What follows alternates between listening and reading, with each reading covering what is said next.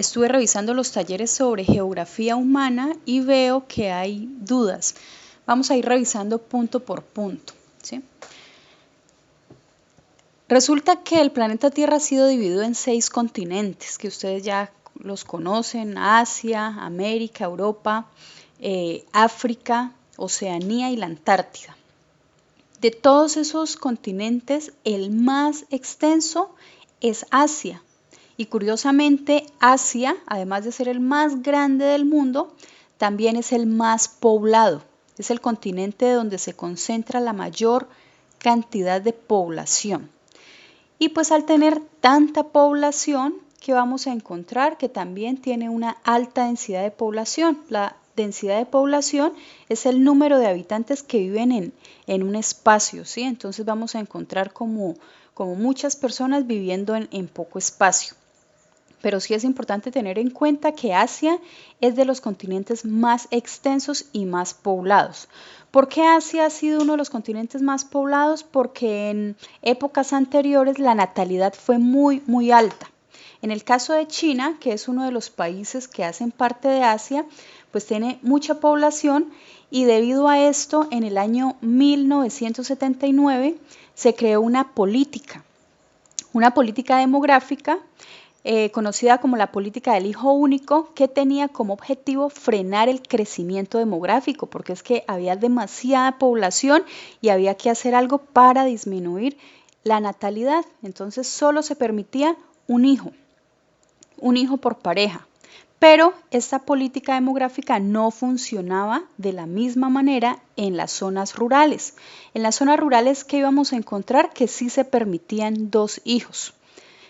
¿Por qué se iban a permitir 2 hijos? Pues porque era probable que en el primer nacimiento pues naciera una niña y digamos en China se le ha dado mayor importancia a los hombres. Entonces si nacía una niña, se le permitía a esa pareja tener un segundo hijo, pues a la espera de que ese segundo parto pues diera origen a un niño, ¿cierto? Porque lo que se esperaba era que en las zonas rurales quien liderara ese trabajo agrícola fueran los hombres.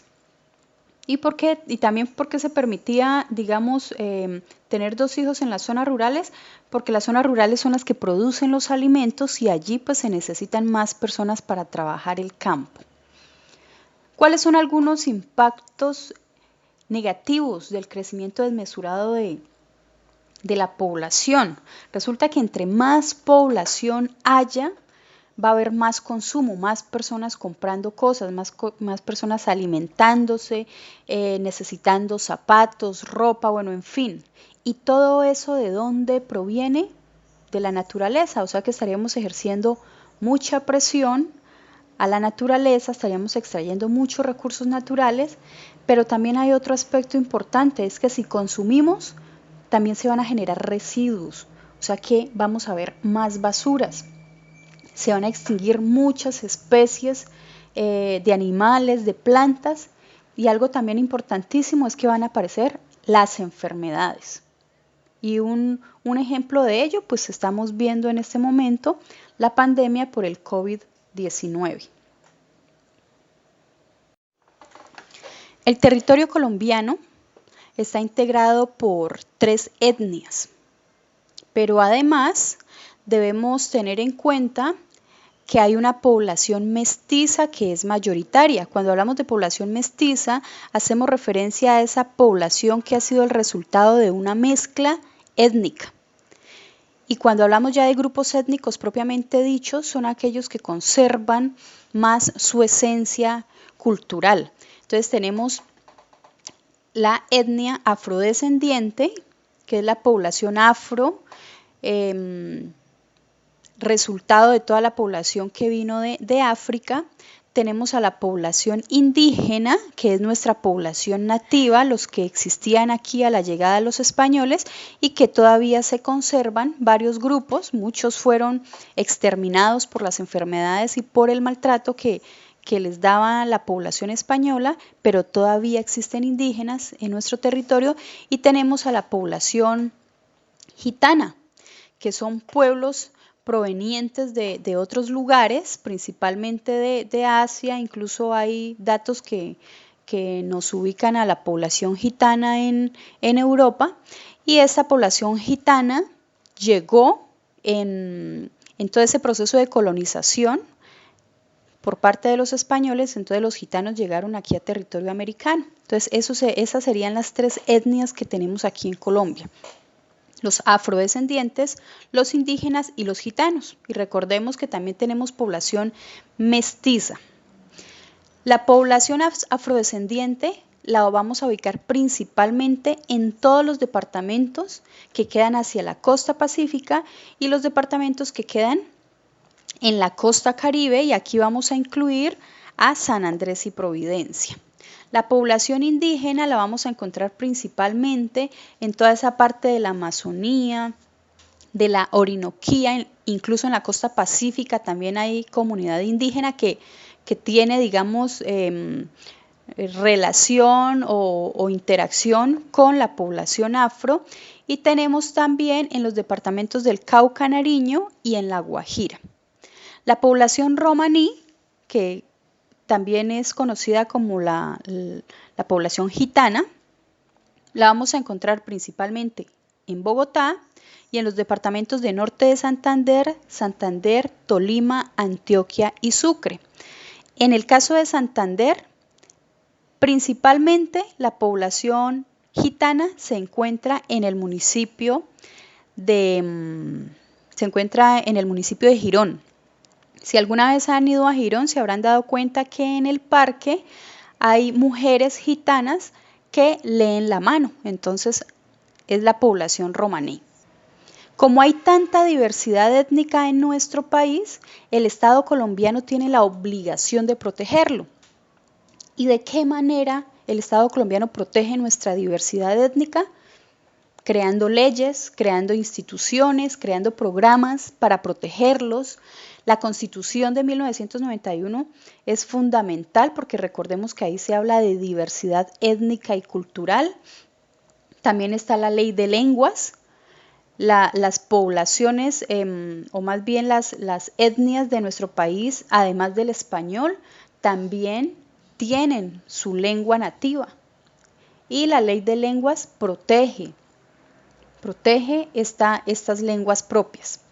La ley de patrimonio, donde se protege también, digamos, todos esos vestigios del pasado y todo aquello que han ido construyendo con el tiempo y que los identifica.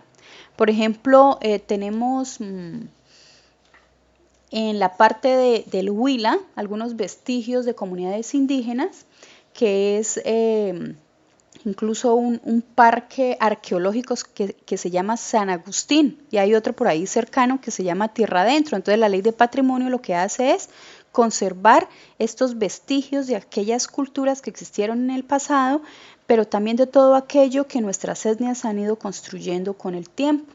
Incluso los tejidos hacen parte de este patrimonio.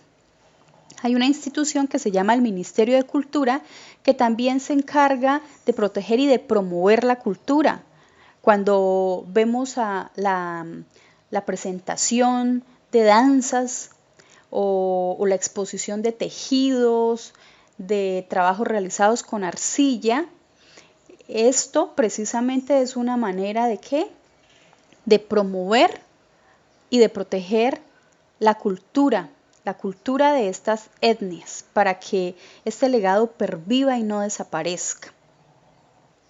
Y hay algo también importante que está relacionado con la protección de los territorios. Los territorios de estas etnias deben ser protegidos de una manera muy, muy especial, y por eso es que en el caso de las comunidades indígenas se habla de los resguardos, y en el caso de la comunidad o de la población más bien afro, se habla también de los territorios colectivos.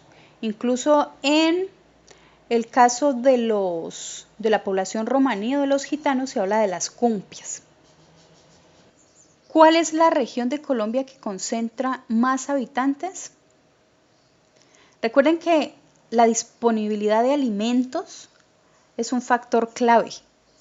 Y si analizamos todas las regiones naturales de Colombia, la región andina es la que de pronto cumple más con esta función. O sea, todas las regiones tienen algo para ofrecer, pero la región andina indiscutiblemente por el hecho de poseer pisos térmicos, porque como es una región montañosa y las regiones montañosas nos dan pisos térmicos, entonces en cada piso térmico se van a producir alimentos diferentes que van a permitir pues la alimentación de la población. Entonces esa diversidad de los suelos, esa diversidad climática, esa diversidad de productos que nos ofrece la región andina siempre ha sido atractiva para quienes han querido colonizar los suelos colombianos. Finalmente hay un aspecto a tener en cuenta y estaba aquí en el punto 10 que dice ¿por qué los campesinos están en contra de las plantaciones latifundistas? Latifundio es una gran porción de territorio, o sea, pensemos en esas haciendas súper extensas. Y minifundio sería la finca, ¿cierto? Ese territorio más pequeño que generalmente tienen nuestros campesinos. Entonces, siempre ha habido como una problemática ahí entre los latifundios y los minifundios, porque los latifundios permiten la producción a gran escala de alimentos y al producir a gran escala tienen la posibilidad incluso de poder vender sus productos a menos precio, mientras que los minifundistas, que serían nuestros campesinos, pues con todas las dificultades producen sus alimentos y cuando los van a vender no pueden competir, digamos, en precios con los latifundistas. Entonces, ¿qué le toca hacer a los campesinos? Muchas veces bajar los precios de sus productos, pero ¿a costa de qué? A costa de una afectación económica. ¿Sí? Entonces, esto también ha sido un problema enorme. Además que los latifundistas empiezan a comprar tierras, se empiezan a apoderar de los suelos y esto dificulta que los campesinos también puedan acceder a la tierra. O sea que la tierra empieza a quedar en manos de ¿quiénes? De los poderosos.